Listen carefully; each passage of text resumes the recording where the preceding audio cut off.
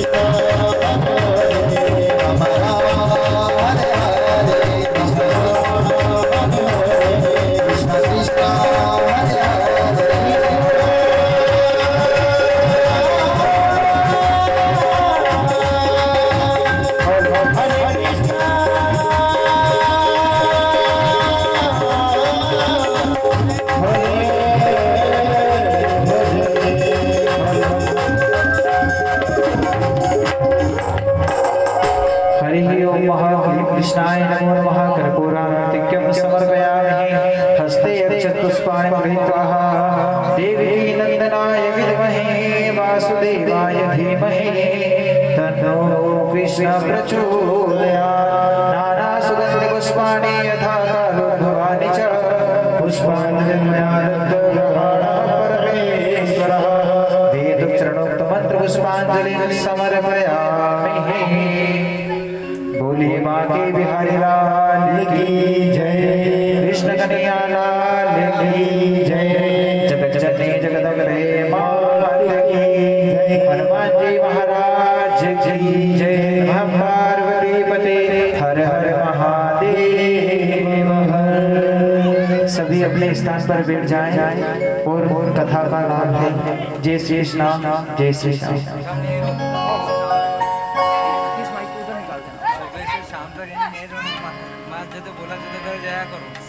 ढूंढना पड़ा कहाँ गया था, गायब हो गया था।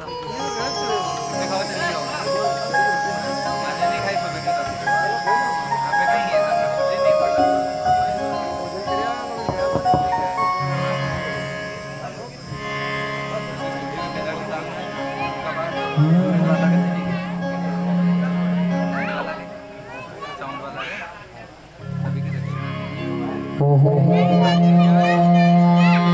स्वस्ति श्री गणेशाय नमः। ओम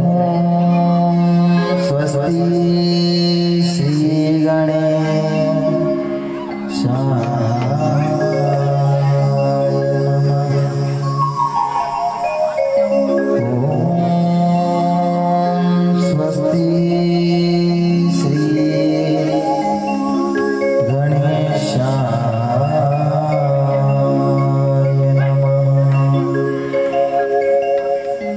वक्रतुंड महाकाय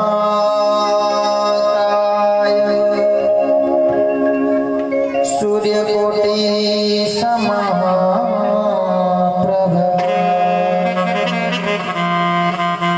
निर्विघ्नं कुरु मे देव सर्वकार्येषु सर्वदा सदा भवानी दाहिनी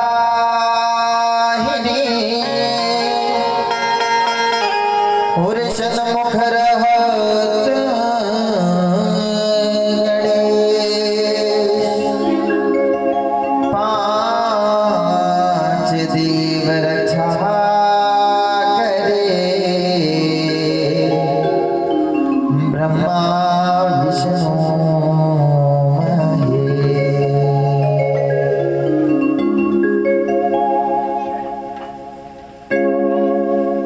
या देवी सर्वभूतेषु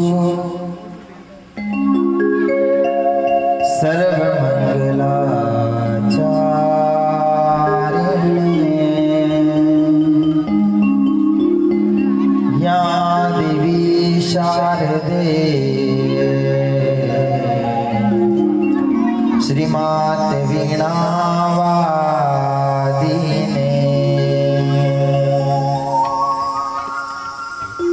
कृष्णाय वासुदेवाय देवकी नंदनाय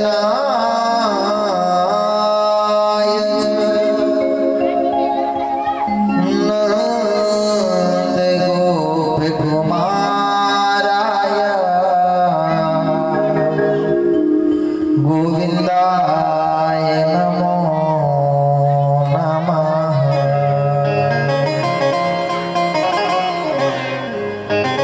जय जय श्री राधारमण जय जय नवल किशोर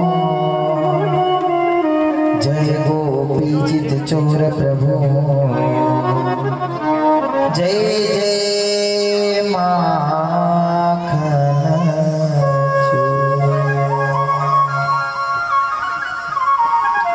मनोजवं मारुतुल्य वेगा जितेन्द्रियं बुद्धिमतां वरिष्ठं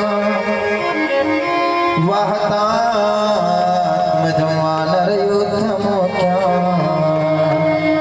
श्रीरामदूतं शरणं प्रपद्ये। सर्वे भवन्तु सुखिनः सर्वे सन्तु निरामयाः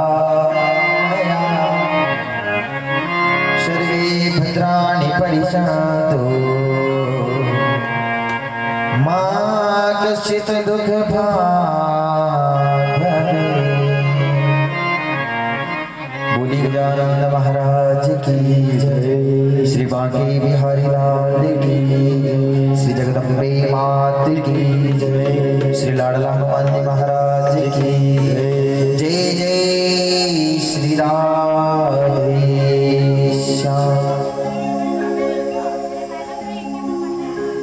परम मंगलमय परात्पर अखिलेश्वर कारण करुणा वरुणालय भक्त वांछित कल्प तरु श्री चरणकृत विनिंदी पीतांबर धारी बाल कृष्ण लाल की वांगमय प्रतिमूर्ति श्री कृष्ण कन्हैया लाल की वांगमय प्रतिमूर्ति स्थापित समस्त श्रद्धालु भगवत प्रेमी सज्जन कृष्ण प्रेमी सज्जन समस्त मातृ शक्तियां भगवान के इस मंगलमय धरा में मधुर संगीत से सहयोगिता प्रदान करने वाले हमारे कलाकार बंधु भगवान भैरव बाबा एवं जगदम्बिका देवी मूर्ति प्राण प्रतिष्ठा की कृत कर्म करते हुए विप्रगण ब्राह्मण देवता समस्त संघीय साथी के हृदय में विराजित भगवान की सुंदर मूर्ति एवं मां सरस्वती देवी वाणी देवी के चरणों में साष्टांग दंडवत प्रणाम करते हुए हमें इस भक्त की कथा में प्रवेश करें उससे पूर्व 2 मिनट भगवान नाम संकीर्तन आप सभी भक्तगण मिलकर के करें।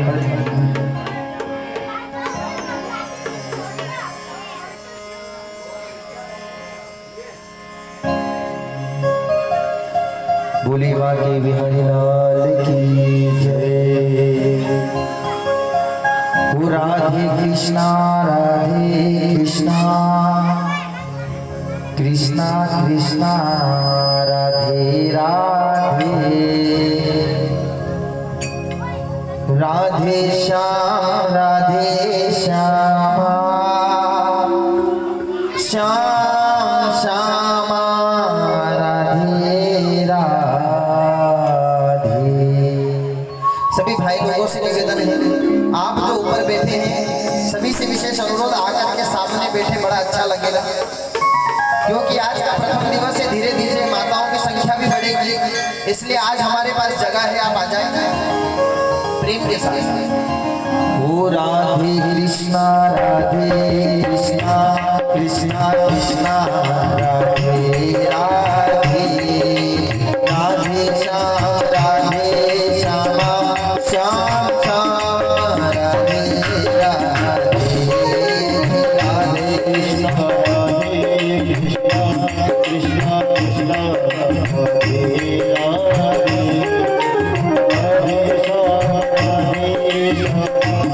श्याम श्याम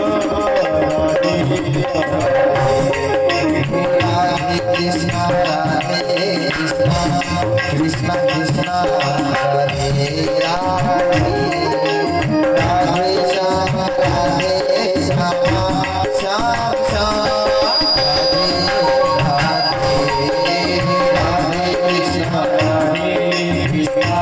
कृष्णा कृष्णा राधे राधे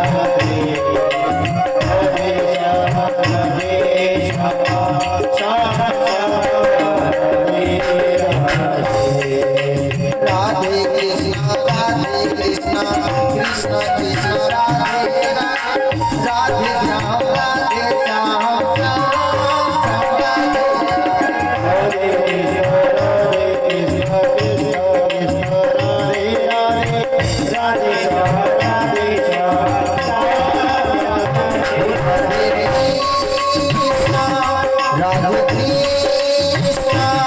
कृष्णा कृष्णा राधे राधे राधे राधे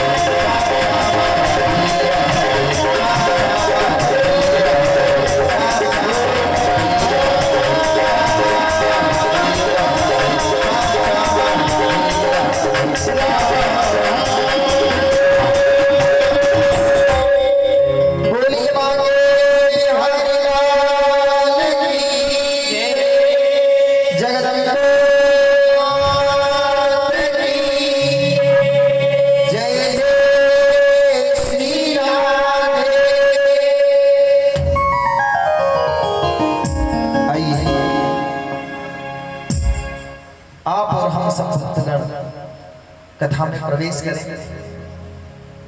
सर्वप्रथम आप सभी भक्तों ने 2 बार भागवत कथा सुनी, सुंदरकांड सुना, एक दिवस में मायरा जी सुना,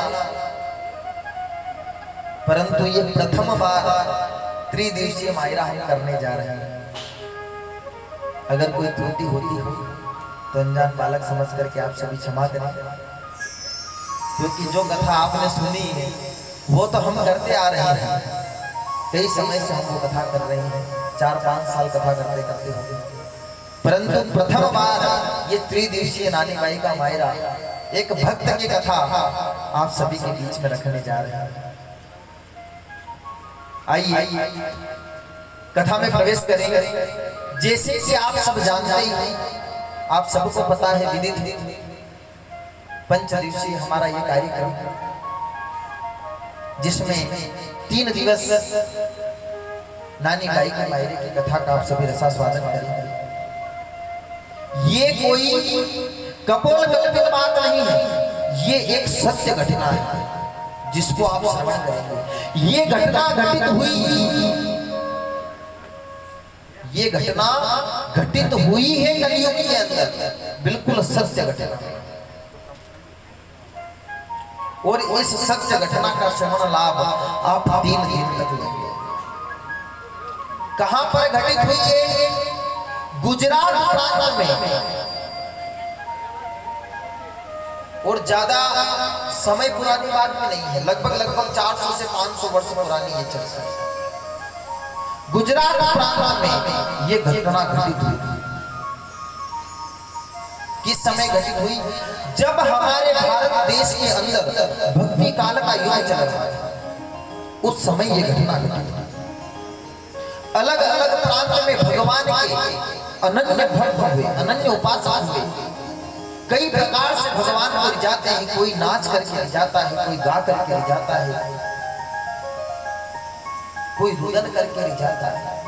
अनेक प्रकार से परमात्मा को मनाया जाता है। जिस समय भक्ति काल का युग चल रहा था, अलग अलग प्रांत में भगवान के कई परम भक्त हुए, जिन्होंने अपनी वाणी से, अपनी लेखनी से, अपने कर्म से परमात्मा को रिझाया। ऐसे ही एक भक्त की कथा आपको हम श्रवण करेंगे।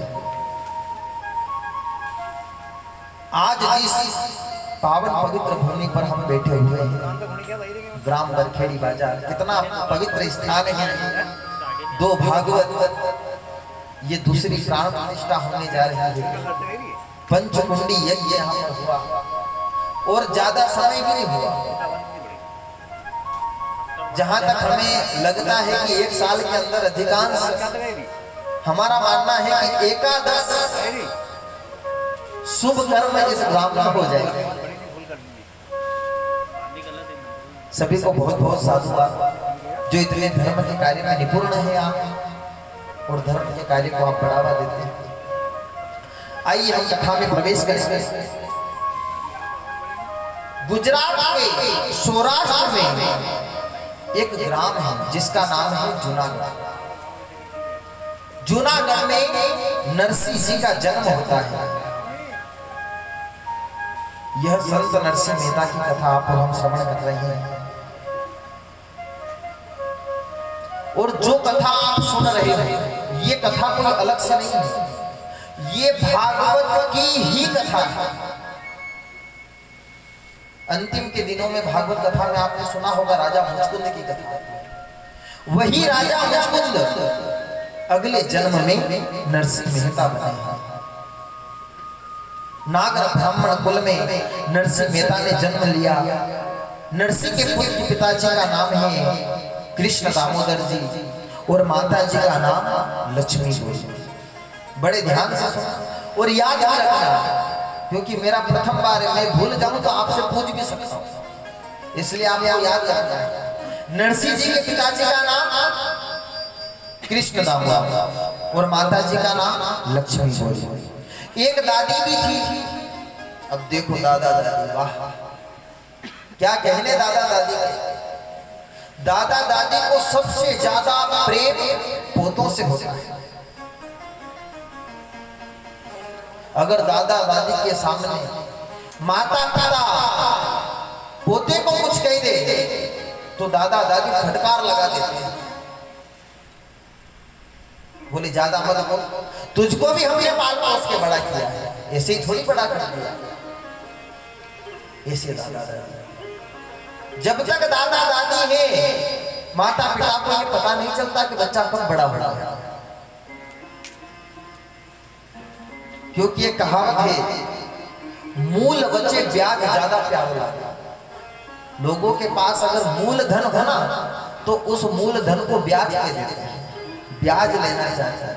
मूल से ज्यादा ब्याज की आशा करते। मूल आए तो भले मत आए, परंतु ब्याज आना चाहिए, ब्याज तो आना ही चाहिए। तो ये पोता पोती जो है ये ब्याज, मूल तो अपना है परंतु पोता पोती ब्याज है। नरसिंह जी की दादी नरसिंह मेहता से बहुत प्रेम करते, बड़ा प्रेम करते, दुलार करते। उनका नाम था जय कुंवरबाई। नरसिंह जी की दादी का नाम जय कुंवरबाई। अब देखो, नरसिंह जी से प्रेम करने के दो कारण थे। पहला कारण, एक तो नरसिंह मेहता परिवार में सबसे छोटे, और दूसरा कारण नरसिंह मेहता गूंगे थे, इसलिए अधिक प्रेम करते थे। ऐसा नरसिंह मेहता का परिवार, पिता कृष्ण दामोदर, माता लक्ष्मी गौरी, दादी जय कुंवर, एक बड़े भाई और थे जिसका नाम है बंसीधर, और छोटे हैं सबसे नरसिंह मेहता। ऐसा नरसिंह मेहता का ये परिवार। सबसे छोटे होने के नाते दादी ज्यादा प्रेम करते, और बाल्या अवस्था से नरसिंह जी गूंगे थे, इसलिए भी अधिकांश प्रेम था।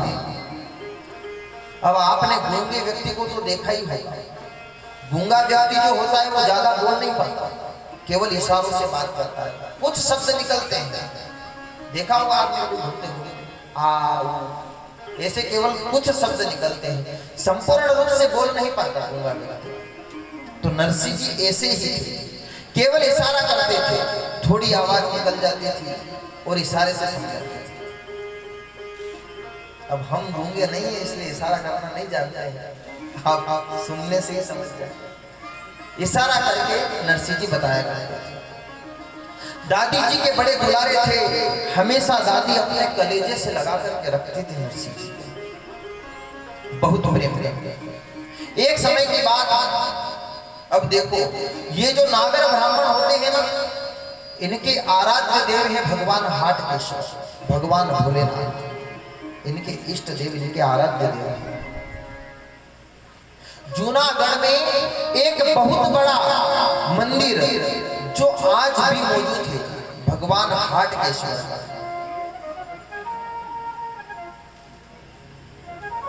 वहां पर 3 दिन का मेला लगता है हर वर्ष।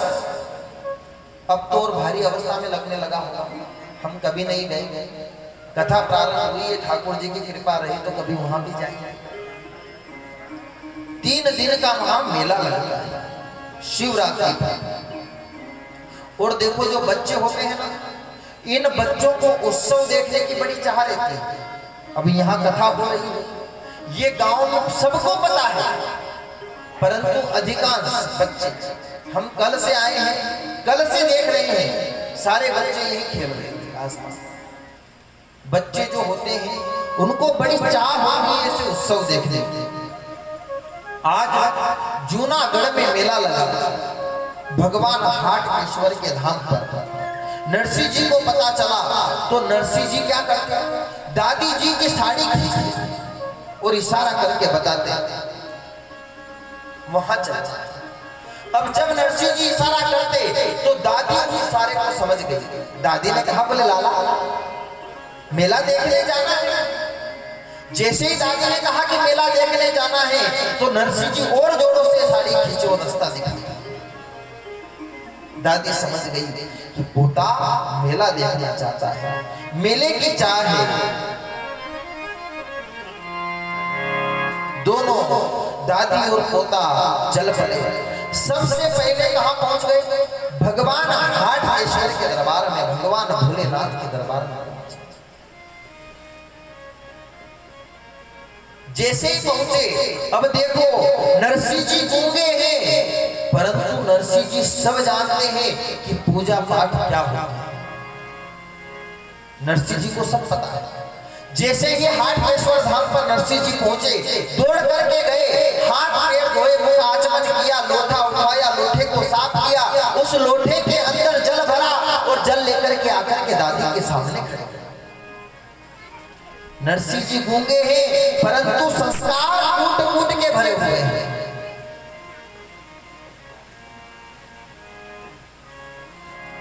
दादी जी के सामने जाकर के खड़े हो गए, जल का पात्र लेकर के। शिव जी को जला अर्पण कर रहे हैं दादी और पोता दोनों।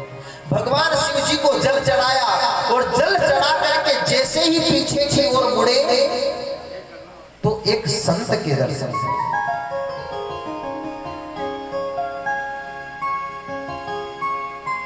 दादी खड़ी है, दादी के आगे छोटा सा बालक 4-5 वर्ष की उम्र है नरसिंह मेहता की। 4-5 वर्ष की अवस्था, शिव जी को जल चढ़ाया, गूंगा है लेकिन सब पता है कि पूजा पाठ क्या है। नरसिंह जी के अंदर संस्कार कूट के भरे हुए हैं, क्योंकि परमात्मा में नरसिंह जी का मन रमा हुआ है। किसी संत ने भी कहा है और हम भी हर कथा में कहते हैं कि अपने घर पर जो बालक है उस बालक को आप मोबाइल मत देना, लैपटॉप मत देना, कार मत देना, परंतु संस्कार जरूर देना। क्योंकि जिस व्यक्ति में संस्कार ना हो वो व्यक्ति कभी किसी का अच्छा नहीं सोचता, वो स्वयं भी बुरा सोचेगा और दूसरे को भी बुरा ही करने के लिए प्रेरित करेगा। इसलिए संस्कार होना अति आवश्यक है। संस्कार होना जरूरी है। क्योंकि जब संस्कार हमारे अंदर होंगे तभी हम परमात्मा को पहचान सकते हैं, तभी हम किसी का सम्मान कर सकते हैं। और जिसके अंदर संस्कार नहीं वो ना तो ठाकुर जी का सम्मान कर सकता है और ना ही कथा का सम्मान करता है और ना ही किसी व्यक्ति का सम्मान करता है।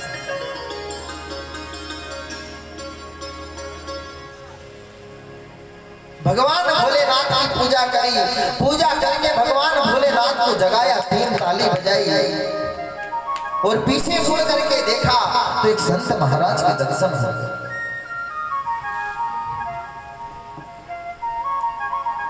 संत के जैसे ही दर्शन हुए।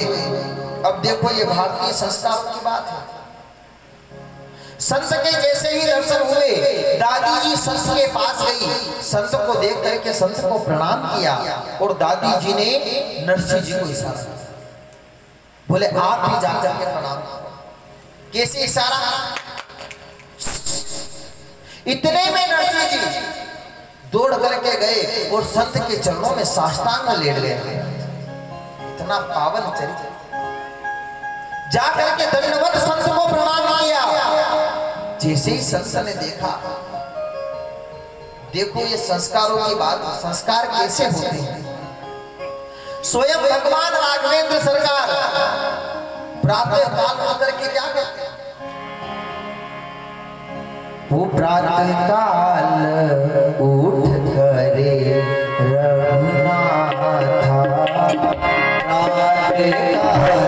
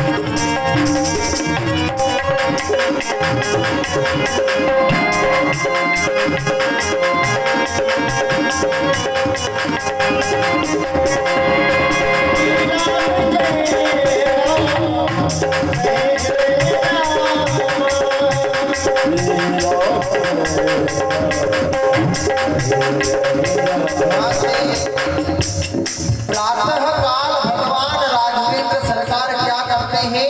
उठ करके प्रातः काल उठ करे रघुनाथा। भगवान श्री रामचंद्र जी प्रातः काल उठ करके क्या करते हैं? माता पिता और गुरु ना वही सवेरे उठ करके माता और पिता और गुरु जी के चरणों में प्रणाम करते हैं। ये कार्य भगवान राघवेंद्र सरकार जो स्वयं परमपिता परमेश्वर है वो करता है। परंतु आजकल क्या होता है? प्रातः काल उठ करे सब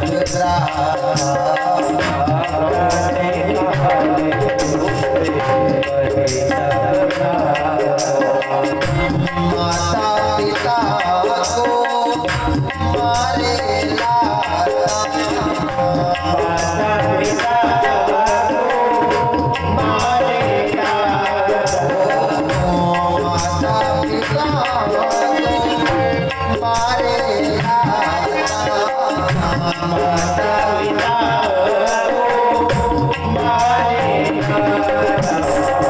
जय सिया राम, जय सिया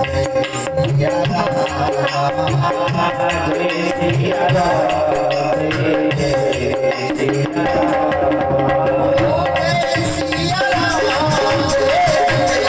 सिया राम।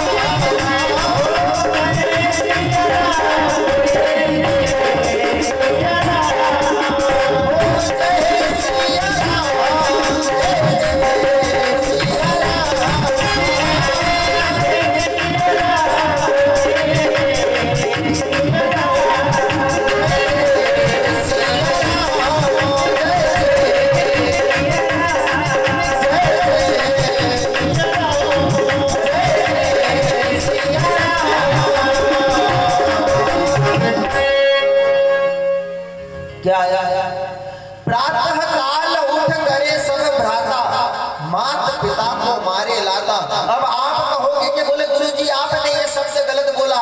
कौन बेटा है जो माता पिता को लाते मारता है? शब्द में आया है अगर आपने माता पिता को अपशब्द कह दिया वो भी दुत्कारने के बराबर है, लात मारने के बराबर है, इसलिए समझाया। भगवान स्वयं प्रातः काल होकर के अपने माता पिता अपने गुरुजनों के चरणों की वंदना करते हैं। स्वयं भगवान अवतारित है, उसके पश्चात में माता पिता की वंदना, माता पिता की सेवा, गुरु की आज्ञा का पालन करते हैं। और अधिकांश विद्वान संत ब्राह्मण आप किसी के पास भी चले जाओ, अधिकांश कहते हैं कि व्यक्ति अपने शरीर की चमड़ी की जूती बना करके भी अगर अपने माँ बाप को पहना दे तो भी उनके ऋण से उऋण नहीं हो सकते। इतना माता पिता का हमारे ऊपर कर्ज है। ये भारतीय संस्कृति है। दोनों दादी पोता संत के समक्ष नरसिंह जी ने संत के चरणों में साष्टांग प्रणाम किया है, झुक गए, पूरे लेट गए और जैसे ही महात्मा के चरणों को स्पर्श किया तो महात्मा के चरणों स्पर्श करते से ही एक झटका महात्मा जी विराजित थे, ध्यान मुद्रा में बैठे हुए थे, हाथों पर टेकी लगी हुई थी, गरमाला चल रही थी। उस माला में जैसे नरसिंह जी ने महात्मा को स्पर्श किया सोई महात्मा को मानो एक करंट सा लगा हुआ, एक करंट लग गया। तुरंत महात्मा के नेत्र खुले और महात्मा ने देखा क्या 4-5 वर्ष का बालक साष्टांग सामने लेटा हुआ है, दंडवत प्रणाम कर रहा है, हाथ जोड़ रहा है, मुस्कुरा रहा है। कितनी सुंदर छवि होगी। महात्मा समझ गए कि ये कोई दिव्य प्राणी है, ये साधारण मनुष्य नहीं हो सकता, क्योंकि एक संत ही संत की गति को जान सकता है, एक भक्त ही एक भक्त के भाव को पहचान सकता है। महात्मा ने उस बालक को प्रणाम किया, बाद में दादी को प्रणाम किया और नरसिंह की दादी जी से संत महात्मा जो थे वो वार्तालाप करने लगे। बोले भैया ये दिव्य बालक कौन है? नरसिंह की दादी जी ने कहा, बोले महाराज ये आपका पोता है। बोले भैया ये तेरे कुल में भागीरथ आया है। नरसिंह जी की दादी ने कहा, बोले महाराज इसका नाम भागीरथ नहीं है, इसका नाम नरसिंह है। महात्मा ने कहा, बोले भैया नाम से क्या फर्क पड़ता है, ये भागीरथ ही तो है। एक वो भागीरथ था जो ठाकुर जी के चरणों में से गंगा को लेकर के आया था इस धरती पर, जिससे जन जन का कल्याण हुआ, कई भक्तों ने अपने पाप धोए। और एक ये भागीरथ है जो भगवान के भक्तों की गंगा लेकर के आएगा, सारे भक्त इसमें डुबकी लगाएंगे और जन जन का कल्याण होगा, जन जन को तृप्त करेगा। ये भगवान श्री राधा कृष्ण का परम उपासक बनेगा, ये भगवान के भजन सुनाएगा लोगों को। ये शब्द जैसे ही महात्मा जी ने कहे, नरसिंह जी की दादी फूट फूट करके रोने लगी। मंदिर के अंदर दहाड़े मार मार करके रो रही थी। महात्मा जी ने कहा, बोले भैया मैं तेरे पोते की बड़ाई कर रहा हूं और तुम रो रही हो। दादी ने कहा, बोले महाराज आप कहते हो कि ये भागीरथ है, मैं रो रहा हूं तो क्या करूं? आप कहते हो कि ये गंगा लाएगा, ये भजन सुनाएगा, ये जन जन को तृप्त करेगा, मैं कैसे मान लूं महाराज? ये तो गूंगा है, ये कान तरस गए हैं आवाज सुनने के लिए कि ये कब बोलेगा, और आप कह रहे हो कि ये भजन सुनाएगा। बुढ़ापे का मेरा ये एक ही सहारा है, महाराज ये क्या गाएगा? महात्मा ने कहा, बोले माई ऐसा। महात्मा ने आंखें बंद करी, कमंडल में से जल निकाला, हाथ में रखा, मंत्र मुग्ध किया और जल उस दिव्य बालक के ऊपर छिड़क दिया। उस दिव्य बालक के ऊपर जल छिड़का। अब देखो ये नरसिंह मेहता के जीवन की प्रथम और सत्य घटना है। ये हमारे मन से हम नहीं बता रहे, किसी ने तो सुना होगा, किसी ने देखा भी होगा, किसी ने देखा है, किसी ने सुना है और किसी ने लिखा है, वही यहां आकर के आपके सामने प्रस्तुत होगा। ये जीवन की प्रथम और सत्य घटना। जल के छींटे मारे भोलेनाथ भगवान के मंदिर के अंदर वो छोटा सा बालक महात्मा जी ने जल के छींटे दिए और उस बालक से कहा, बोले बोल बेटा राधे कृष्ण राधे कृष्ण राधे कृष्ण राधे कृष्ण। जैसे ही उस बालक से कहा, नरसिंह जी से कहा, जन्म का गूंगा नरसिंह बोलने लग गया, राधे कृष्ण राधे कृष्ण। बोलिए मांगे बिहारी लाल की, राधे रानी सरकार की। वो जन्म का गूंगा बालक नरसिंह मेहता बोल रहा है, राधे कृष्ण राधे कृष्ण राधे कृष्ण, और जोर जोर से गाने लगा। हरे राधे राधे री राधे, राधे राधे री राधे, राधा को नाम अनमोल बोलो, राधे राधे को नाम अनमोल बोलो, राधे राधे री राधे, राधे राधे री राधे, राधे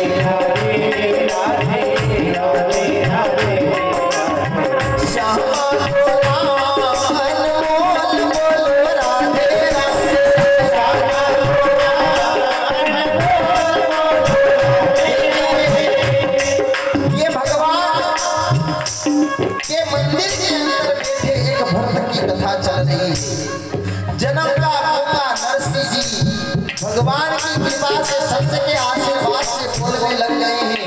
अब जो यहाँ गूंगा बैठा होगा वो नहीं बोलेगा, और जो गूंगा नहीं होगा, जिसको भगवान ने मुख दिया, जिह्वा की प्यारी आवाज की, दोनों हाथ खड़े करके राधे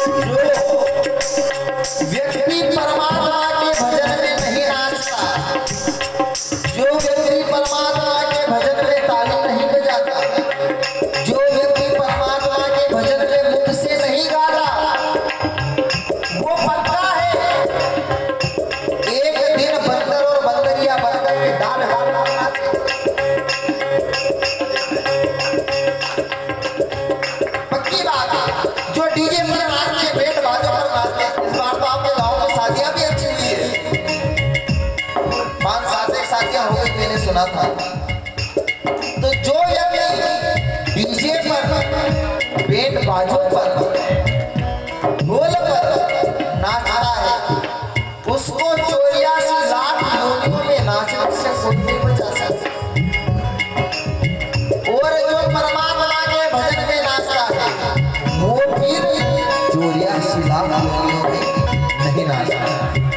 इसलिए जिसको भगवान ने पैर दिए नाचना सिखाया, जिसको हाथ दिए ताली बजाना सिखाया, वो दोनों हाथों से कर सका। और जिनको नाचना सिखाया वो अपने स्थान पर खड़े हो भगवान के भजन में हाजिर लगे। राधा गोना अनमोल बोल राधे राधे, राधा गोना अनमोल बोल राधे राधे, राधे राधे राधे राधे राधे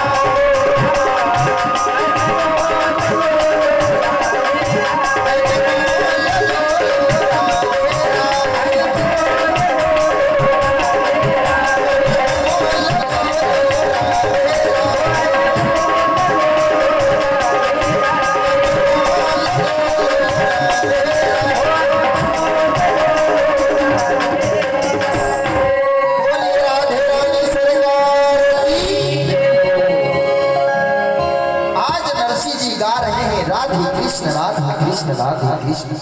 ये नरसिंह जी के जीवन की प्रथम घटना। 4-5 वर्ष की अवस्था, संत ने पहली बार मुख खुलवाया और प्रथम बार मुख से शब्द क्या निकला? मुखार बिंद से उच्चारण क्या हुआ? राधे कृष्ण राधे कृष्ण राधे कृष्ण। ये उच्चारण 3 जन्म की कथा दरग जी महाराज ने लिखी है। कितने जन्म की? 3 जन्म की। पहले जन्म में ये नरसिंह जी के 3 जन्म की कथा चल रही है। प्रथम जन्म में नरसिंह जी और उनकी पत्नी, प्रथम जन्म जो था वो राजा रानी। प्रथम जन्म में राजा रानी और ऋषि के श्राप से शेरनी बन गई राजा रानी। राजा रानी जो थे उनको ऋषि का श्राप लगा तो दूसरे जन्म में शेर। आपको आवाज पर्याप्त आ रही है? हाथ खड़ा करके बताओ कहां तक आवाज आ रही है? अच्छे से आपको आवाज आ रही है सबको? पहले जन्म में राजा रानी, दूसरे जन्म में ऋषि के श्राप के द्वारा शेर और तीसरे जन्म में नरसिंह। राजा रानी पुण्य का काम करते थे, लेकिन पिछले जन्मों के कुछ कर्म के बंधन थे। उन कर्म के बंधन के कारण देखो, जो कर्म के बंधन होते हैं उनको हमें यही बराबर करना होता है। इसी धरा पर जो हमने कर्म किए हैं वो कर्म हमें यही चुकाना है। पहले क्या होता था? इस जन्म में किया है तो अगले जन्म में भरना पड़ता है। परंतु आजकल इतना समय नहीं है। युग कैसा चल गया है? साइंटिस्ट युग हो गया है। इस हाथ ले और इस हाथ दे, इधर करो और इधर भरो, एंड टू एंड कार्य सब ऑनलाइन हो गया है। भगवान के दरबार में भी ऐसा है। जितना युग बढ़ता जा रहा है वैसे परमात्मा की किताब भी बढ़ती जा रही है। वो भी तुरंत लिखते हैं और हिसाब तुरंत, बाद में कौन याद रखे, कौन झंझट पाले, किसने क्या किया, किसने क्या किया। पहले वही खाते हुआ करते थे, आजकल मोबाइल में ये बाकी खाता वहीं से चलाओ। ऐसे परमात्मा के यहाँ भी जो आप करोगे वो आप यही भरोगे, यही देना है। जो लिया है वो यही देना है। जो कर्म होते हैं वो यही बराबर करना है। पिछले कुछ बाकी कर्म रह गए। अधिकांश व्यक्ति ब्राह्मणों संत महात्माओं से कहते हैं, बोले महाराज थोड़ा सा देख दीजिए, हम सबके साथ अच्छा करते हैं परंतु उसके बाद भी हमारे साथ परेशानी बनी रहती है, फिर भी परेशानी बनी रहती है। जीवन की जो गाड़ी है ये गाड़ी सही से चल नहीं रही है। और देखो गाड़ी सही कब चलेगी? जब गाड़ी के दोनों पहिए संतुलित होंगे। अब आप सोचो कि आपके पास गाड़ी है, उस गाड़ी में 4 पहिए हैं, एक तरफ के 2 पहियों में हवा है, एक तरफ के 2 पहियों में हवा नहीं है, तो वो गाड़ी संतुलित चलेगी? नहीं चलेगी, वो गाड़ी असंतुलित हो जाएगी। इसी प्रकार ये जीवन है। इस जीवन में गाड़ी के 2 पहिए हैं, एक पाप का है, एक पुण्य का है। दोनों बराबर रहेंगे तो गाड़ी सही साथ चलेगी। अगर पाप भारी हो गया तो गाड़ी इधर उधर।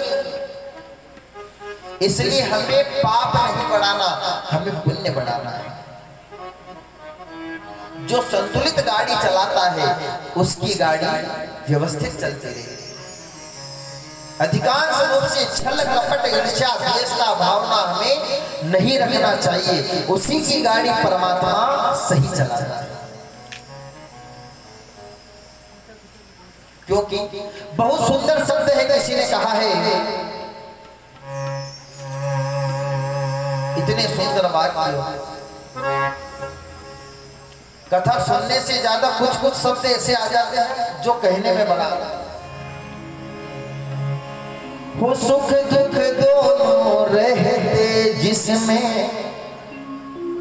जीवन है वो गाँव, कहीं धूप का छाँव, कहीं धूप कहीं छाँव, कहीं धूप कहीं छाँव,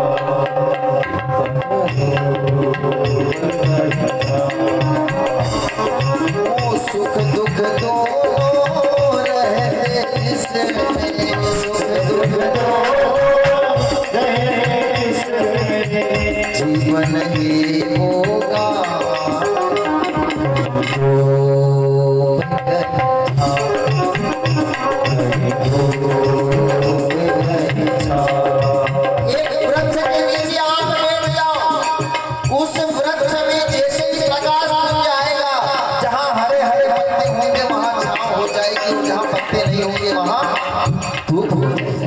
इसी प्रकार इस संसार में जहाँ प्रेम भावना, भक्ति की भावना, धर्म की भावना जब हम जागृत करेंगे तो हमारे इस जीवन में सुख रूपी छाप आ जाएगी।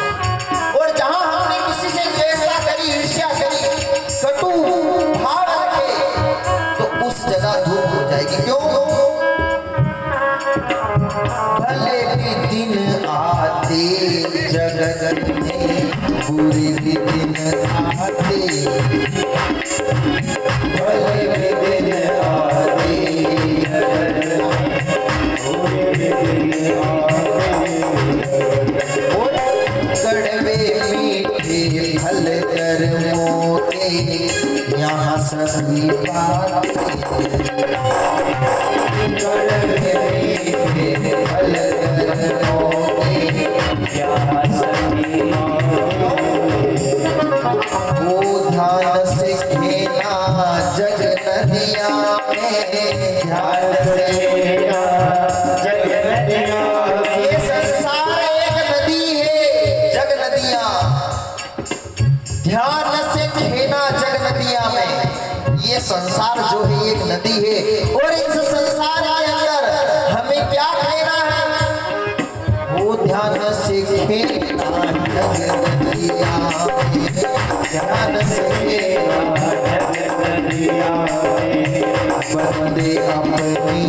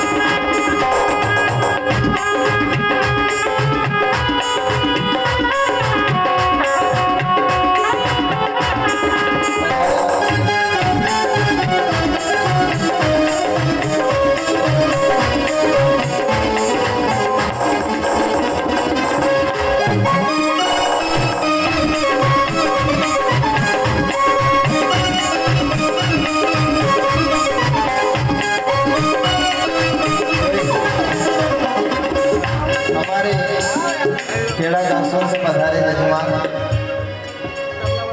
क्या बात है। आगे क्या खुशियाँ क्या गम में सब मिलते बारी बारी, क्या खुशियाँ क्या गम में सब मिलते बारी बारी। देखिए क्या खुशी है और क्या गम है। कभी कुछ आनंद हुआ तो हमें खुशी होती है और कभी कुछ बुरा हो गया तो हमें गम होता है, दुख होता है। क्या खुशियाँ गम में सब मिलते हैं बारी बारी, क्या खुशियाँ गम में सब मिलते हैं बारी बारी। वो मालिक की मर्जी से चलती ये दुनिया सारी, मालिक की मर्जी से चलती ये दुनिया सारी। वो ध्यान से खेला जग नदिया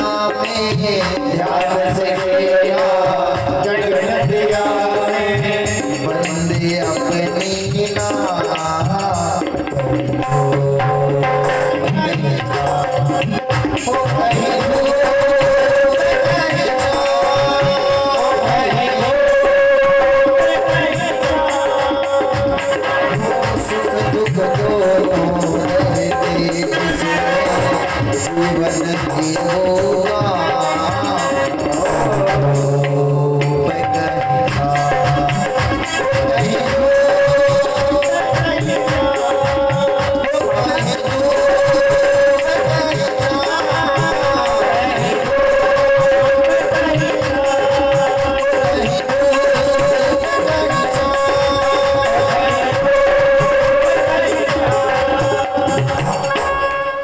कितने प्यारे शब्द हैं।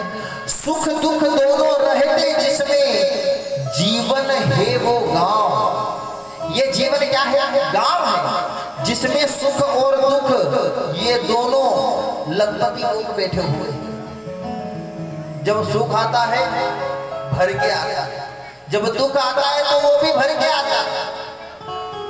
सुख दुख दोनों रहते जिसमें जीवन है वो गांव, कहीं धूप कहीं छांव।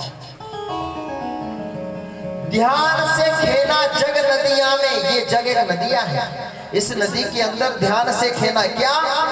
बंदे अपनी नाव। ये संसार में जब हम जो जीव हैं ये एक नाव की तरह है, ये चलती रहती है। इस नाव को हमें व्यवस्थित रूप से चलाना पड़ता है, तब जाकर के व्यवस्थित चलेगी। अगर थोड़ी सी डगमगाई तो जल गया। ध्यान से खेना जग नदियां में बंदे अपनी नाव, कहीं धूप कहीं छांव। ये प्रदीप जी महाराज का लिखा हुआ है। प्रदीप मिश्रा जी नहीं, कवि प्रदीप जी, कवि प्रदीप जी ने इसे लिखा और वंदनीय पूज्य गुरुदेव अनिरुद्ध जी का गाया है। अनिरुद्ध मुरारी जी रतलाम वाले बहुत प्यारा मायरा करते हैं। उन्हीं का कृपा पात्र बन करके ये आपको मैं परेश रहा हूं। उनका ये गाया है। अब देखो शेर शेरनी बन गए हैं। कौन? राजा रानी। कैसे? संत के श्राप से शेर शेरनी बने। अब पीपाजी महाराज का उल्लेख आता है। एक समय पीपाजी महाराज भगवान द्वारिकाधीश के दर्शन करने के लिए जा रहे हैं। उसी जंगल में होकर के, किस जंगल में? जिस जंगल में शेर शेरनी रहे। शेर शेरनी ने पीपाजी महाराज को देखा तो दौड़ करके पीपाजी महाराज के पास गए। पीपाजी महाराज घबरा गए कि शेर शेरनी आए हैं, ये कहीं मेरे ऊपर आक्रमण ना कर दे, ये मेरे साथ कोई घात ना कर दे। तो शेर शेरनी पीपाजी महाराज के पास पहुंचे और वहां जैसे ही पहुंचे तो शेर शेरनी ने क्या किया? पीपाजी महाराज के चरणों को चाटने लगे। पीपाजी महाराज ने सोचा ये मुझे कोई क्षति नहीं पहुंचा रहे, मेरे ऊपर कोई आक्रमण नहीं कर रहे और ये मेरे पैरों को चाट रहे हैं। शेर शेरनी जो है वो पीपाजी महाराज के पैरों को चाट रहे हैं। शेर शेरनी जब पीपाजी महाराज के चरण को चाट रहे थे तो पीपाजी महाराज ने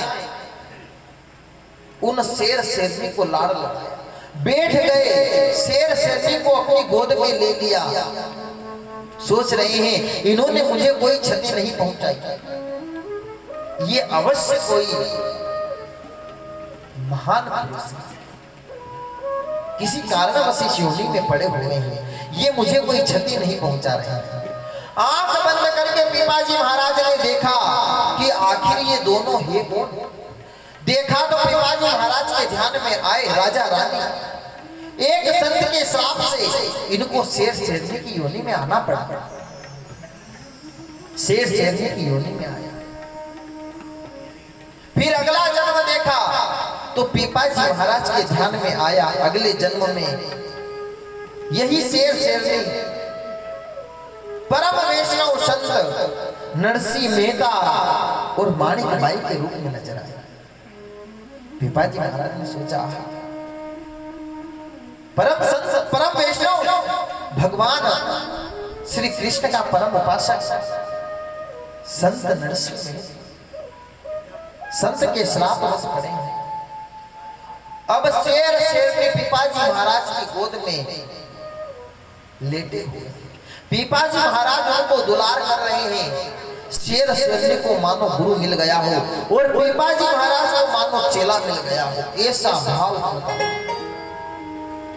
अब देखो, किसी व्यक्ति के जीवन में अगर सच्चा सदगुरु आ जाए तो उसका जीवन की जो नैया है, उसके जीवन की जो नैया वो पार लग जाता है, उसका कल्याण हो जाता है। शेर शेरनी जो है ये अधम जाति के हैं, मांस भक्षण करते हैं, परंतु पीपाजी महाराज इनके जीवन में पधारे, परम सदगुरु मिले इनको तो इनका उद्धार हो गया। जंगल का राजा है शेर, दोनों को अपनी गोद में ले लिया और उनको दुलार करने लगे, प्रेम करने लगे। राम नाम का मंत्र दे रहे हैं, राम नाम का मंत्र देने लगे। पीपाजी महाराज गुरु बन गए और दोनों शेर शेरनी मानो चेला बन गए हैं। पीपाजी महाराज राम नाम का मंत्र दे रहे हैं, शेर शेरनी राम नाम का मंत्र उच्चारण कर रहे हैं। ये 3 जन्म की आप कथा सुन रहे हैं, दूसरे जन्म की कथा चल रही है शेर से। यहां से प्राण अवरुद्ध होने के बाद में नरसिंह जी का राम नाम का गुणगान कर रहे हैं।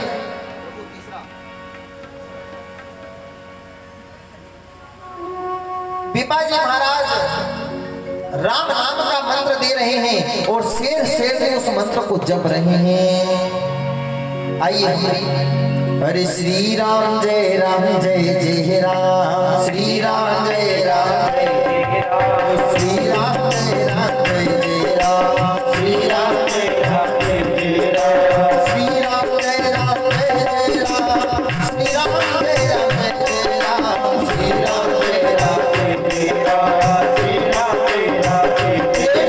श्री राम जय राम जय राम, श्री राम जय राम जय राम। आइए दोनों हाथों से ताली से बाहर।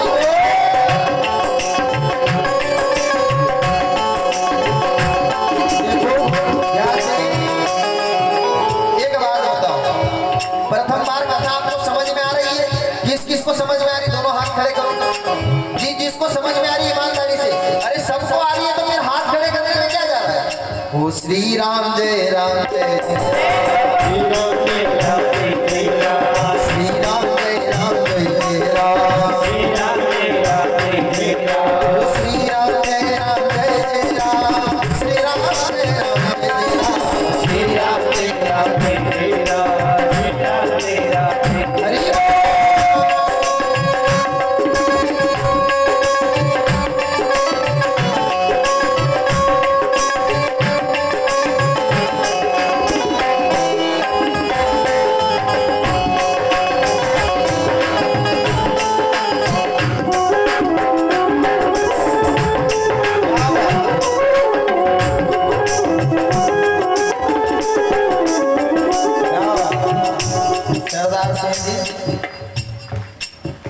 राम नाम के हीरे मोती,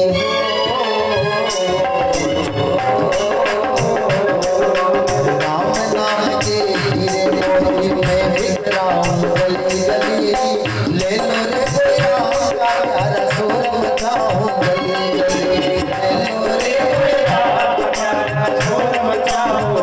ये राम नाम के हीरे मोती बिखर रहे हैं आपके गाँव बरखेड़ी में। जिसको लेना है अपने स्थान पर खड़े होकर के ईमानदारी से, जो अगले जन्म में बंदर बंदरिया नहीं बनना चाहता है, जो रीछ बाल नहीं बनना चाहता हो, जो एक डाल से दूसरे डाल पर नहीं नाचना चाहता हो, जो 82 लाख योनियों में नहीं भटकना चाहता हो, ईमानदारी से अपने स्थान पर खड़े हो जाओ। भगवान सबको देख रहा है। हरि बोल।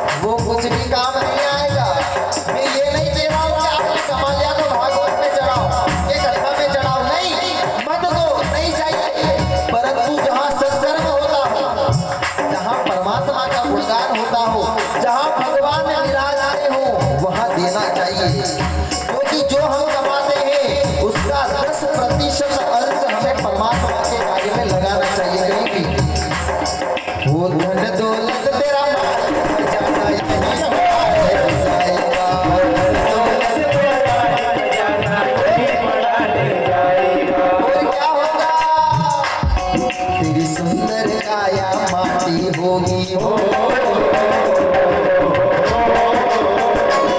तेरी सुंदर काया माटी होगी चर्चा होगी गली गली ले लो ये तेरा प्यारा स्वर बचाओ गली गली ले लो ये तेरा प्यारा स्वर बचाओ गली गली श्री राम जय राम जय राम श्री राम जय राम श्री राम जय राम जय राम श्री राम जय राम जय राम श्री राम जय राम जय राम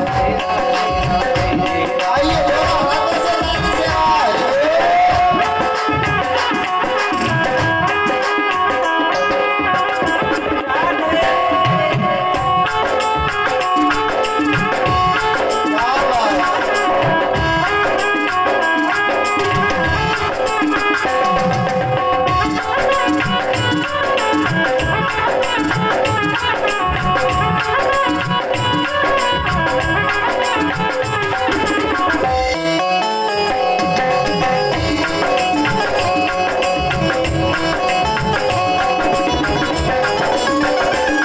बड़े ध्यान से सुनना हो क्योंकि इस बार बड़े कड़वे वचन बोलने आया हूं बुरे लगे तो 10 बार लगे मत बुलाना परंतु सुधर जाना बस यही चाहते हैं हम मत बुलाना परंतु सुधर जाना क्यों सुधर जाना क्योंकि संसार में बिगड़ने से कुछ नहीं मिलता है सुधरने से अच्छे अच्छे मिल जाते हैं है ना आपको इसी कथा में पता चलेगा कि सुधरने से क्या मिलता है और बिगड़ने से क्या मिलता है क्योंकि क्यों करता तू मेरी ये तो तेरा पता नहीं क्यों करता तू क्यों करता तू तेरी सजदे स्वाभिमान को क्यों करता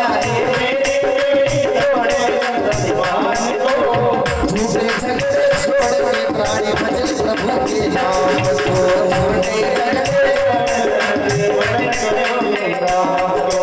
झूठे झगड़े छोड़ के प्राणी भजने प्रभु के नाम को झूठे झगड़े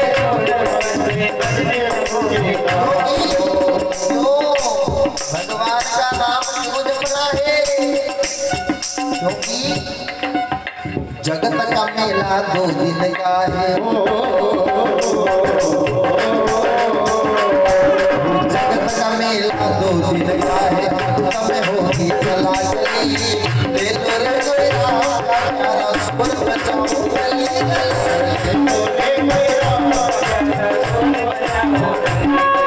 श्री राम जय राम जय राम श्री राम जय राम जय राम श्री राम जय राम जय राम श्री राम जय राम जय राम श्री राम जय राम जय राम मेरा मुझ में कुछ नहीं जो कुछ है सो तेरा इसका परमात्मा ने उसने हमें दिया है वो तेरा तुझको सौंप के क्या लगे है मेरा बोल श्री राम जय राम श्री राम जय राम जय राम श्री राम जय राम जय राम श्री राम जय राम जय राम श्री राम जय राम जय राम श्री राम जय राम जय राम आइए दोनों हाथों से ताली से हरी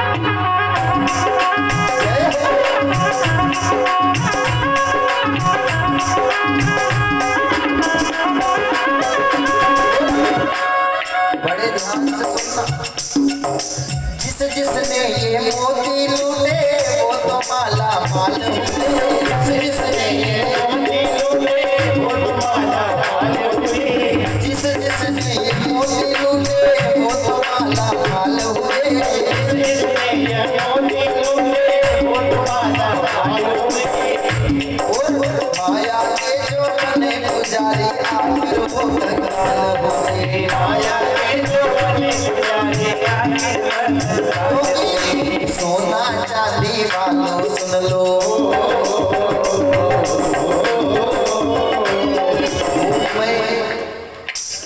वो सोना चांदी वालों सुन लो बेटे पोते वालों सुन लो बेटे पोते से जो प्रेम करते वो भी सुन लेना और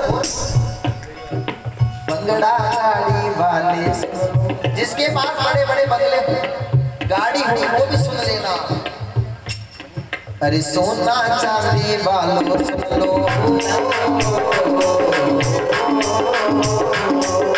बंगला गाड़ी वालों सुन लो बात सुनाओ हरी हरी ले लो रे मेरा प्यारा सोर बजाओ हरी हरी ले लो रे मेरा प्यारा सोर बजाओ सुनाओ से राम नाम के हीरे मोती के बिखराओ हरी हरी ले लो रे मेरा प्यारा सोर बजाओ हरी हरी ले लो रे मेरा प्यारा सोर बजाओ इसलिए प्रेम के साथ दोनों हाथ खड़े करके मेरे साथ पूरे पूरे करो जिसको परमात्मा ने हाथ दिए हैं अरे श्री राम श्री राम श्री राम श्री राम श्री राम श्री राम श्री राम श्री राम श्री राम श्री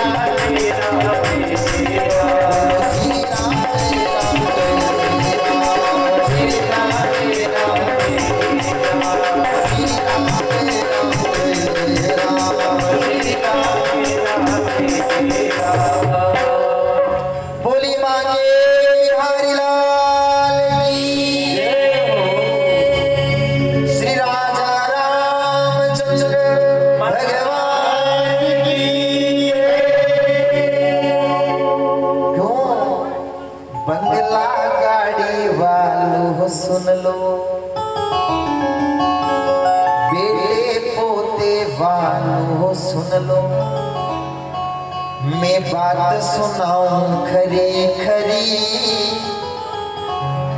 ले लो रे कोई राम का प्यारा शोर मचाऊं गली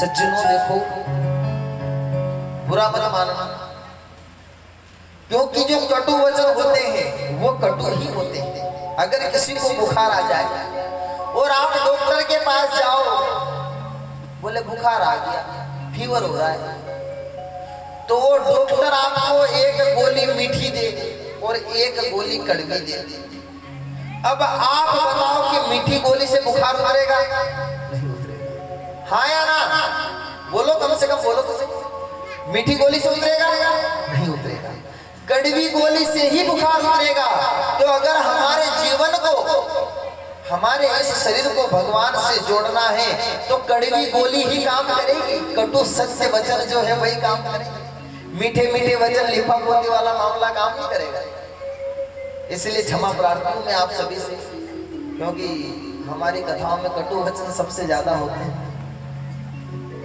अधिकांश लोग हमें नापसंद भी करते कटु वचन के चक्कर इसलिए जो जीवन के सुधरने के वाक्य होंगे हम वही बोलेंगे जीवन को बिगाड़ने वाला वाक्य हम यहाँ से प्रयोग नहीं करेंगे शेर और शेरनी को मानो गुरु मिल गए पिपाजी महाराज आशीर्वाद दे दिया राम नाम का मंत्र दे दिया पिपाजी को आगे चले गए द्वारिकाधीश भगवान के दर्शन करने के लिए शेर शेरनी बैठे रहे अब बैठे बैठे विचार कर रहे हैं जीवन में क्या किया कुछ नहीं किया परमात्मा का नाम हमें श्रवण करने को मिला है बस इसी नाम को हम दोहराते जाएं दोनों शेर शेरनी अपने यथार्थ स्थान पर वहीं बैठे बैठे राम नाम के मंत्र का जाप कर रहे हैं निरंतर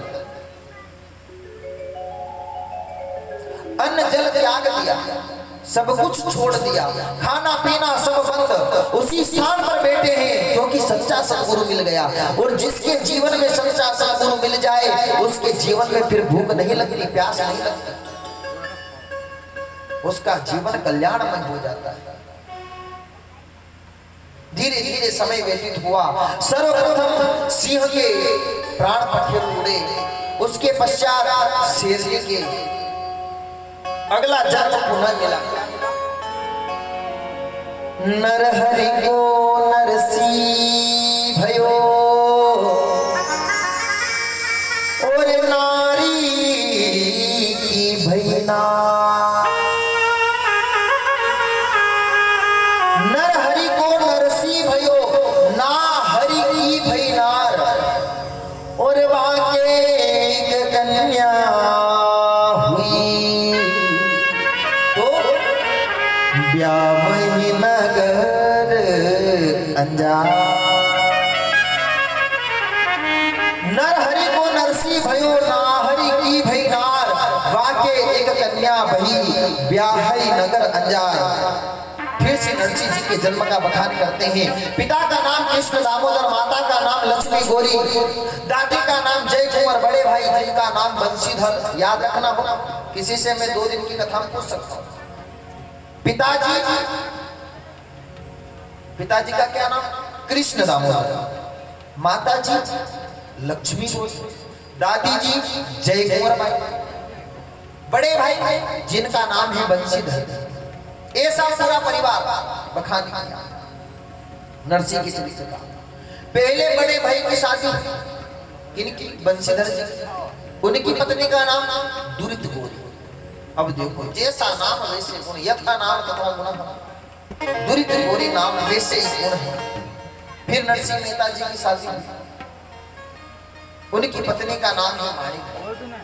प्यार से नरसिंह मेहता अपनी पत्नी को मेहती किया करते। क्या कहते थे? मेहती के करके बुलाते। जो आप सुन रहे हो ये एक सच्ची घटना है, आप साधारण मत समझना इसको। ये इस कलयुग में घटित हुई है, वही घटना आप सुन रहे हो। भाभी का नाम दुरित गौरी। अब जैसा नाम वैसा गुण, बड़ी दुरिता। ठाकुर जी की ऐसी कृपा हुई, नरसिंह मेहता के यहाँ पर 2 संतान हुई, एक पुत्र और एक पुत्री। पुत्र का नाम था सावलदास और पुत्री का नाम आप सब जानते हैं, जो हमारी कथा का मेन शीर्षक नानी बाई। पुत्री का नाम हुआ नानी बाई। 2 संतान हो गई, लेकिन दुरित गौरी के यहाँ कोई संतान नहीं, गोद खाली है। क्योंकि दुरित गौरी के जो भाव है वो श्रेष्ठ नहीं है।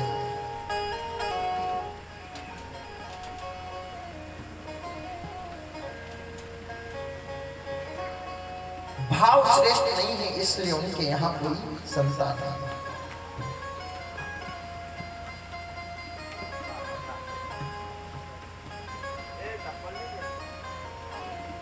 दुरित गौरी की जो गोद थी वो खाली थी। अब दुरित गौरी माणिक बाई से द्वेषता करती थी। इनके 2 संतान हैं, मेरे कोई संतान नहीं, इसलिए बार बार लड़ाई झगड़े करती थी। बार बार झगड़ना, बार बार लड़ाई करती। अब देखो, जिस घर में ज्यादा बर्तन इकट्ठे हो जाए, जिस घर में ज्यादा बर्तन इकट्ठे हो, फिर क्या होता है? आवाज करते हैं। इसी प्रकार जिस घर में दुरित गौरी जैसी हो, उस घर में भी बहुत आवाजें होती हैं, कई प्रकार की। ये आस पड़ोस वाले जान ही लेते होंगे किसी किसी आवाजें होती है।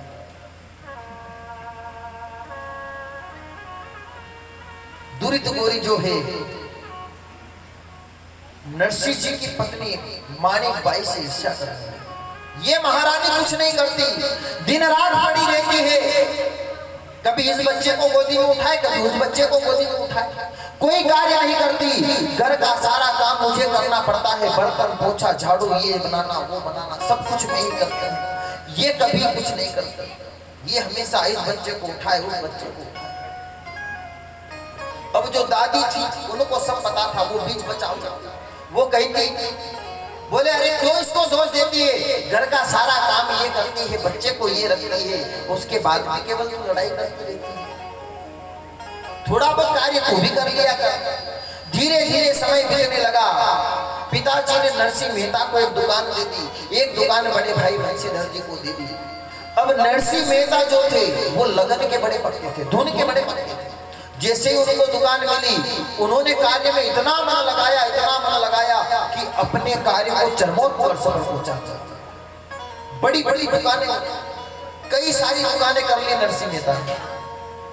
बड़े बड़े शहरों में नरसिंह मेहता के नाम का डंका बजने लगा, हुंडियां चलने लगी। कलाई की हुंडी की कथा, हुंडियां चलने लगी। बड़े बड़े शहरों में नरसिंह जी के नाम का डंका बजने लग गया। इतने अपने कार्य कारोबार व्यवसाय को चरमोत्कर्ष पर पहुंचा लिया नरसिंह मेहता। जो भी नरसिंह मेहता के यहाँ आता, कोई भी खाली नहीं जाता। सबकी इच्छाओं की पूर्ति नरसिंह मेहता की दुकान पर हो जाती। समय आने पर माता पिता दादी भगवान के घर चले गए, क्योंकि ये समय जो होता है वो बदलता रहता है। कदी कदी गाढ़ सिंह हार जावे, और समय को भरोसा कोनी कद पलटी मार जावे। समय का कोई भरोसा नहीं, समय बदलता रहता। बेटा बेटी बड़े होने लगे। अब देखो, हम भारत के वासी, हमारा जो मन है, हमारे जो संस्कार हैं, हमारे यहाँ अगर बेटा बड़ा हो और बेटी छोटी हो, उसके पश्चात भी हमारा ध्यान उस पुत्री पर ज्यादा है। बेटी बड़ी हो और बेटा छोटा हो तो भी पुत्री पर ज्यादा ध्यान देता है। क्यों? क्योंकि इसको एक दिन पराए घर जाना है, इसलिए। अब नरसिंह मेहता इतने बड़े सेठ हैं, नरसिंह मेहता को अपनी पुत्री की चिंता है। नरसिंह मेहता को अपनी पुत्री की चिंता है। पुत्री बड़ी हो गई है, कैसे भी करके इसको अच्छा घर मिल जाए, अच्छा घर मिल जाए। परमात्मा ने करुण पुकार श्रवण करी। भाई बंधुओं ने सलाह दी कि नरसिंह अंजार नगर के नगर सेठ हैं, उनके दूसरे नंबर का लड़का, उनका नाम है परशुराम, उनके साथ आप अपनी पुत्री का विवाह करा दो। नानी बाई के जो पति थे उनका नाम क्या था? परशुराम जी।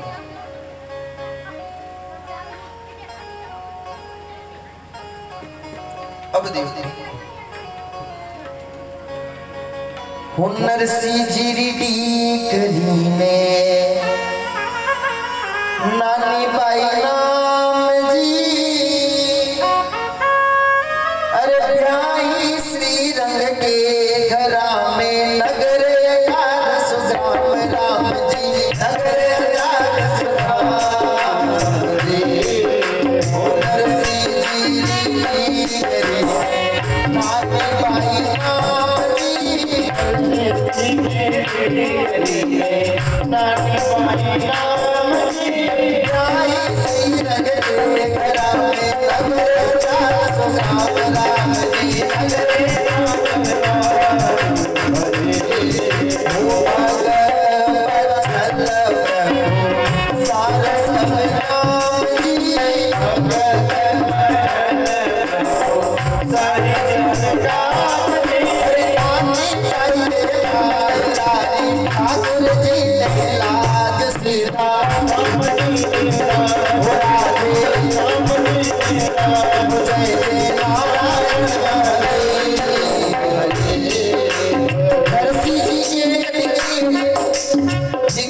की लड़की जिसका नाम है नानी। भाई बंधुओं के कहने पर ब्याही श्री रंग के घरा में अंजार नगर के नगर सेठ है जिनका नाम है श्री रंग जी, उनके दूसरे नंबर के पुत्र जिनका नाम है परशुराम जी, उनसे नानी बाई का विवाह नरसिंह मेहता कर रहे हैं। कैसे? हो जासुसता के लगन रो श्री रंग की उत्सव जी, जासुसता के लगन रो श्री रंग क्यों तो सकल बिरादरी में आगर लो राम जी, आगर लो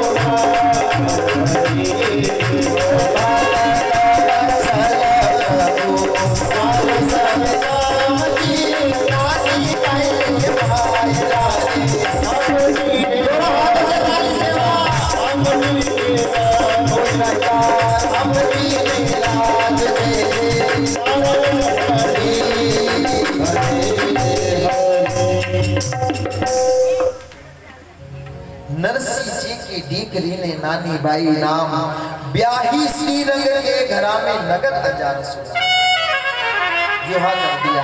अंजार नगर के नगर से श्रीरंग जी के यहाँ दूसरे नंबर के पुत्र जिनका नाम परशुराम था, उनसे नानी बाई का विवाह हो गया। आज 8 दिन तक बारात होगी नरसिंह मेहता में नगर से, 8 दिन तक बारात होगी क्योंकि बहुत बड़े सेठ हैं। और आजकल 8 दिन तक बारात रोक तो फिर भैया साहब को बिल देखो ये लंबो महंगाई रोक नहीं सकता। मेरा हाथ छोटा है, बिल और भी बड़ा निकले। 8 दिन तक बारात होगी। देखो पहले क्या होता है, आजकल की शादियां कैसे हो गई। पहले शादियां वास्तविक में 9 दिवस 11 दिवस सप्तम दिवस और छोटी से छोटी शादी 5 दिन की हुआ करती थी, छोटी से छोटी। और आज बड़ी शादी 3 दिन और छोटी से छोटी शादी मात्र शाम के समय, पूरा एक दिन भी नहीं लगी उसमें, केवल शाम का समय। परंतु नरसिंह जी ने 8 दिन तक बारात को रोका। पहले शादियों में कन्यावल हुआ करती थी। कैसे? किसी बालिका की अगर शादी होती थी, कन्या की अगर शादी होती थी तो परिवार वाले बंधुजन व्रत करते थे, कन्यावल करते थे, इसकी शादी हो जाए उससे हमें पुण्य फल प्राप्त हो। और आजकल आते खाते और जाते भूल ही गए कि क्या होता है। पहले के लोग ब्राह्मण की पुत्री का विवाह करते थे, साधु की पुत्री का विवाह करते थे। और मान लो ये अगर कोई ना भी हो तो तुलसी विवाह करते। तुलसी विवाह का विषय आया। तुलसी विवाह किसे कहते हैं? तुलसी विवाह कैसे प्रारंभ हुआ? दरबार, तुलसी विवाह कैसे प्रारंभ हुआ? तुलसी विवाह क्यों करते हैं, क्यों होता है? बड़ी प्यारी कथा है, छोटी सी सुन लीजिए। तुलसी विवाह। शिव समान दाता नहीं और विपद निवारण हरि लज्जा सबकी राखियो वो शिव नंदी के असवा। भगवान भूत भावन भोलेनाथ जिनका एक पुत्र था जिसका नाम था जलंधर। ये कोई बहुत कम जानते होंगे, जो रामायण पढ़ते होंगे वो जानते होंगे। भगवान शिव का एक पुत्र जिसका नाम था जलंधर। एक बार भगवान शिव ने अपना जो तेज था वो तेज समुद्र के अंदर, कहां पर डाला? समुद्र के अंदर। उससे जलंधर उत्पन्न हुआ। कैसे उत्पन्न हुआ? शिव जी ने अपने तेज को समुद्र में फेंका जिससे जलंधर की उत्पत्ति हुई। जलंधर में अपार शक्ति थी, उसे कोई परास्त नहीं कर सकता था। और उसकी पत्नी का नाम था वृंदा। क्या नाम था उसकी पत्नी का? वृंदा। वृंदा किसे कहते हैं? तुलसी जी को कहते हैं। उनकी पत्नी का नाम था वृंदा। वृंदा जो थी वह पतिव्रता थी, तन मन से पति की सेवा किया करती थी। अब ये पतिव्रता नारी की कथा आपने भागवत में 2 बार सुन ली, अब आपको नहीं सुनाएंगे, नहीं तो दूसरी बार हमें आने का अवसर नहीं मिलेगा। भले जब देखो तब गुरुजी हमको ही लेके बैठ जाते हैं। वो वृंदा जो बड़ी पतिव्रता थी, तन मन से पति की सेवा करती। उस पतिव्रता के कारण, उस पतिव्रता के सतीत्व धर्म के कारण कोई उसे परास्त नहीं कर सकता, कोई भी उसे परास्त नहीं कर सकता था। धीरे धीरे उसके उपद्रव बढ़ने लगे। देवता गण सब परेशान हो गए जलंधर से। देवता गण ने सोचा कि कैसे भी करके इसकी मृत्यु हो जाए। तब इसका समाधान निकाला गया। क्या समाधान निकाला? भगवान विष्णु ने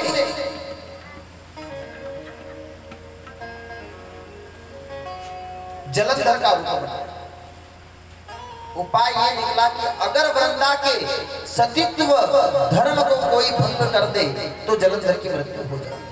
तो भगवान विष्णु ने जलंधर का रूप बनाया और छल से जाकर के वृंदा का स्पर्श किया। जैसे ही वृंदा का स्पर्श किया तो वृंदा का सतीत्व धर्म था वो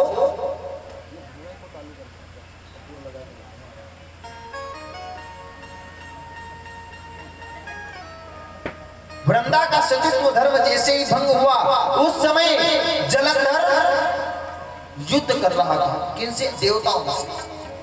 इधर जैसे ही वृंदा का सतीत्व भंग हुआ, उधर जलंधर की मृत्यु हुई।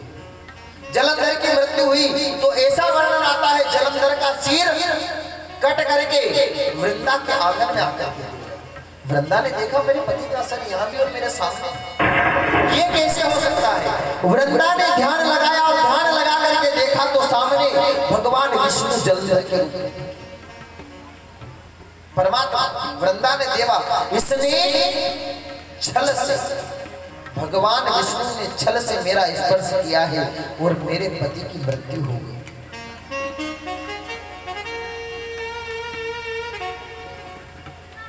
सामने देखा साक्षात भगवान दिखे।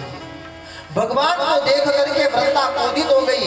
वो क्रोधित होकर के वृंदा ने विष्णु भगवान को श्राप दे दिया। उन्होंने कहा कि जिस तरह आपने छल किया और मुझे पति वियोग का कष्ट दिया, ठीक उसी प्रकार आपकी भी पत्नी का छल पूर्वक हरण हो जाए।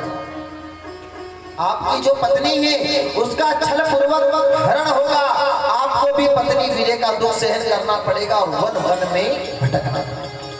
प्रथम श्राप। इसके बाद वृंदा ने कहा कि आपने मेरा सतीत्व भंग किया है, इसलिए आप पत्थर के बन जाइए। दूसरा श्राप। उस दूसरे श्राप के कारण भगवान शालिग्राम की उत्पत्ति हुई। बोलिए शालिग्राम भगवान की जय। वही पत्थर शालिग्राम कहलाया। कहा जाता है कि वृंदा के इसी श्राप के चलते श्री विष्णु भगवान ने अयोध्या में दशरथ पुत्र राजा राम के रूप में अवतार लिया और बाद में उन्हें सीता वियोग में कष्ट सहना पड़ा। श्री विष्णु भगवान ने भी वृंदा से कहा, बोले वृंदा मैं आपके सतीत्व का आदर करता हूं, मैं आपके सतीत्व धर्म का आदर करता हूं, सम्मान करता हूं,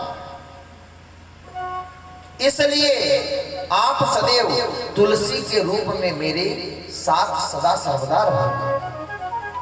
इसके बाद से ही एकादशी शुभ तिथि पर भगवान शालिग्राम के साथ में तुलसी विवाह प्रारंभ हुआ। बोलिए बांके बिहारी लाल की जय। एक विशेष स्थान तुलसी को प्राप्त हुआ और बिना तुलसी के भगवान विष्णु की पूजा जो है वो अधूरी मानी जाती है। बोली विष्णु भगवान की जय हो। इसलिए कोई तुलसी विवाह करते थे। कथा वापस नहीं आ गई है। किसी ब्राह्मण के बेटे का, किसी साधु के बेटे का विवाह करते थे। अगर कोई ना हो तो क्या करते थे? तुलसी विवाह किया करते थे। क्यों? बड़ा भाव मन में रहता था, श्रद्धा होती थी। और आजकल अब देखो, ये एक बेटी की कथा है, नानी भाई, एक पुत्री की कथा है। और आजकल इस संसार में बेटी को आने ही नहीं देते, गर्भ में ही बेटियों को मार देते, जो भ्रूण हत्या कहलाती है। ये घोर पाप है, नहीं करना चाहिए। सभी इसको ध्यान में रखें, क्योंकि देखो जो पुत्र होता है वो भाग्य से होता है। ध्यान से सुनना, पुत्र जो होता है वो भाग्य से होता है और पुत्री जो होती है वो सौभाग्य से होती है। सौभाग्य जब जागृत होते तब घर में पुत्री का जन्म होता है। बोली जगदम्बे मात की जय हो। बोली सांची दरबार की जय हो। क्योंकि पुत्र केवल एक कुल को तारता है, पुत्री दो दो कुलों को तारती है। एक तो पिता का घर और एक ससुराल पति का घर। पिता के घर पे, पिता के गांव में किस नाम से जानी जाती है? किसकी पुत्री है? बोले फलाने की पुत्री है। और ससुराल में किसकी पत्नी है, किसकी बहू है? बोले फलाने की। एक कुल को नहीं, दो दो कुल को तारती है बेटियां, इसलिए बेटियां होना चाहिए। और आजकल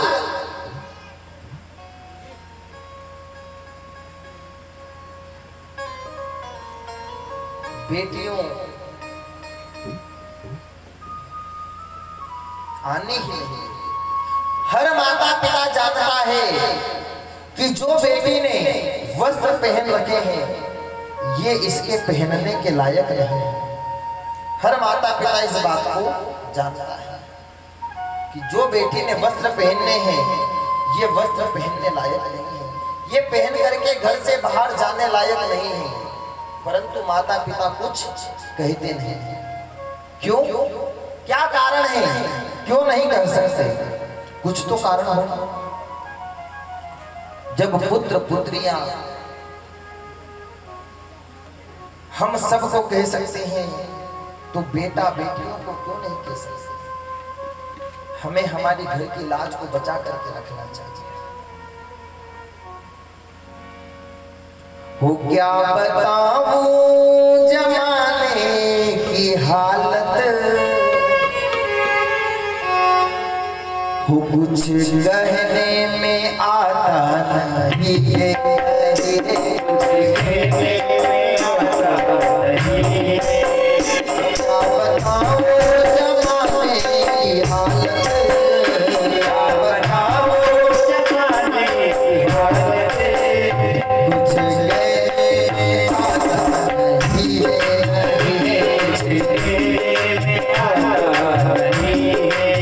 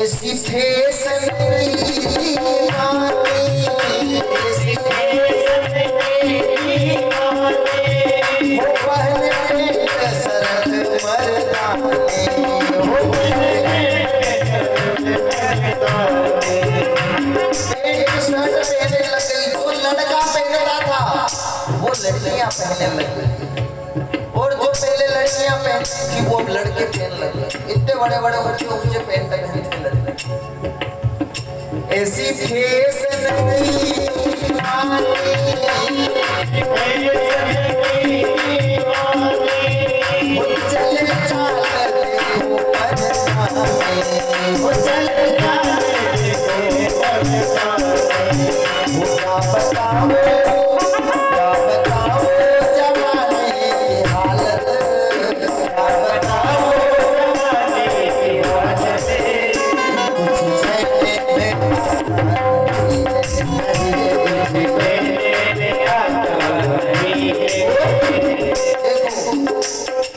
झांसी की रानी की लक्ष्मी बाई, झांसी रानी की लक्ष्मी बाई, अंग्रेजों से की लड़ाई, अंग्रेजों से की लड़ाई। भैया माताओं सभी ध्यान देना, झांसी की रानी की लक्ष्मी बाई वो भी आपकी तरह स्त्री थी, लड़की ही थी। उसने क्या किया? अंग्रेजों से की थी लड़ाई। और झांसी की रानी की लक्ष्मी बाई, झांसी रानी की लक्ष्मी बाई, वो अंग्रेजों से की लड़ाई, वो अंग्रेजों से की लड़ाई। एक हाथ में तलवार पीछे बच्चा और अंग्रेजों से लड़ाई कर रही है। ऐसी लड़की, ऐसी रानी, ऐसी स्त्री थी। और आजकल की स्त्रियां वो अब क्या पकड़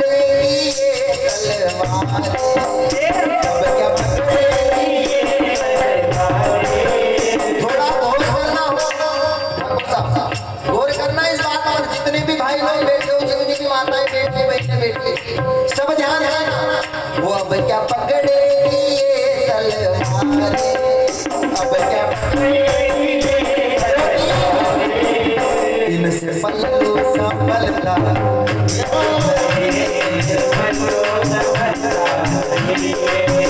क्या बताओ जमाने की हालत, क्या बताओ जमाने की हालत, कुछ कहने में आता नहीं, कुछ कहने में आता नहीं, कुछ कहने में आता नहीं, कुछ कहने में आता नहीं, बोलिए मांगे बिहारी लाल की, सांचे दरबार की। इसलिए हमें ध्यान रखना चाहिए, माता पिता को ध्यान रखना चाहिए, पुत्री को स्वयं सोचना चाहिए कि मैं क्या कर रहा। ये बेटे की कथा आप श्रवण कर रहे हैं। भारत की बेटी किसी से, और देखो जिस देश में हम रहते हैं इसका नाम है भारत, और इस देश को क्या कहा जाता है? भारत माता। क्या कहते हैं? भारत माता। अच्छा, इसको भारत माता ही क्यों कहा? भारत पिता भी कह सकते हैं, भारत माता ही क्यों कहा? क्योंकि प्रथम संख्या भारत को मिली है। आपने भारत के अलावा किसी देश का नाम नहीं सुना होगा कि माता हो। आपने कभी सुना है?